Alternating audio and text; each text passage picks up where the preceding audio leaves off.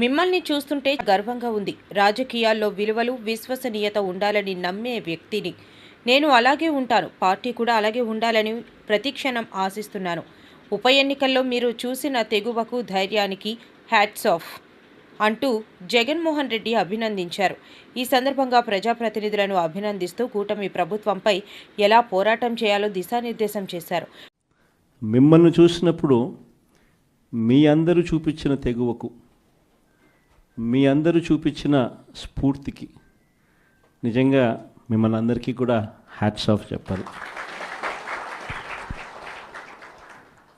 ఎందుకంటే మొన్న జరిగిన 57 చోట్ల ఉప ఎన్నికలు జరిగాయి.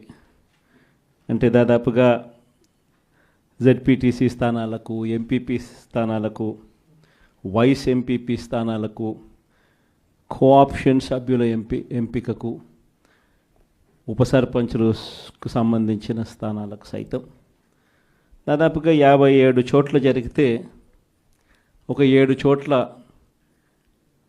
అధికార పార్టీకి గెలిచే పరిస్థితి లేదు కాబట్టి ఒక 7 చోట్ల ఎన్నికలు వాయిదా వేశారు. మరో 50 చోట్ల ఎన్నికలు వాయిదా వేసే పరిస్థితి లేక ఎన్నికలు జరపక తప్పని పరిస్థితిలో ఎన్నికలు జరిపారు. జరిపిన ఈ చోట్ల కూడా దాదాపుగా 50 స్థానాలకు గాను 39 స్థానాలు వైఎస్ఆర్ కాంగ్రెస్ పార్టీ కార్యకర్తలు గొప్పగా తెగింపు చూపించి గెలుచుకోగలిగాం. నిజంగా ఆశ్చర్యం కలిగించే విషయాలు ఏమిటి అంటే అసలు తెలుగుదేశం పార్టీకి ఇక్కడెక్కడా కూడా కనీసం గెలవడానికి తగ్గ నెంబర్స్ కూడా లేవు.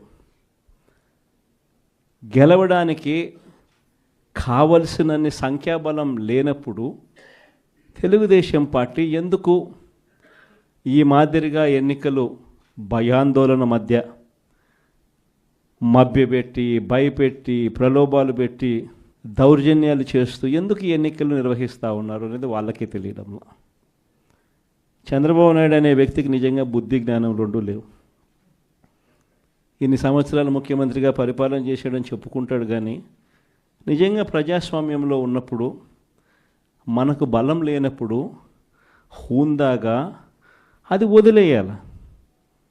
అది ప్రజాస్వామ్యంలో ఎవరైనా కూడా చేయాల్సిన పని. అలా చేయకుండా నేను ముఖ్యమంత్రిని, నా పార్టీ అధికారంలో ఉంది, అధికారంలో ఉండేది నేను కాబట్టి నాకు బలం ఉన్నా బలం లేకపోయినా తేడా పడదు, ప్రతి పదవి నాకే కావాలి, ఎవరినైనా కూడా నేను భయపెడతాను, ఎవరినైనా కూడా నేను కొడతాను, ఎవరినైనా కూడా నేను చంపుతాను, ఎవరినైనా కూడా నేను ప్రలోభ పెడతాను అని చెప్పి నిజంగా అహంకారంతో వ్యవహరిస్తూ ఉన్న తీరును ఈరోజు రాష్ట్రంలో మనం చూస్తూ ఉన్నాం. ఇది ధర్మమేనా, న్యాయమేనా అన్నది నిజంగా ప్రతి ఒక్కరూ కూడా రాష్ట్రంలో ఆలోచన చేయాలి.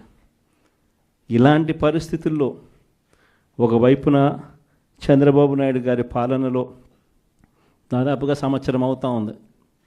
మే 13వ తారీఖున ఎన్నికలు జరిగాయి. ఈ మే 13వ తారీఖు వచ్చేస్తే సంవత్సరం అయిపోయినట్టు. అంటే దాదాపుగా 11 నెలలు చంద్రబాబు నాయుడు గారి పాలన అయ్యింది. ఈ 11 నెలల కాలంలో ఎక్కడైనా కూడా నాయకుడు అనేవాడు ఎలా ఉండాలి? తాను చేసిన మంచి పనిని చూపించి, నేను ఈ మంచి చేశాను కాబట్టి ప్రజల దగ్గరికి వచ్చి ధైర్యంగా చిరునవ్వుతో ప్రజల మన్ననలు పొందుతూ వాళ్ళ ఆశీర్వాదాలు తీసుకునే కార్యక్రమం ఎక్కడైనా జరగాలి.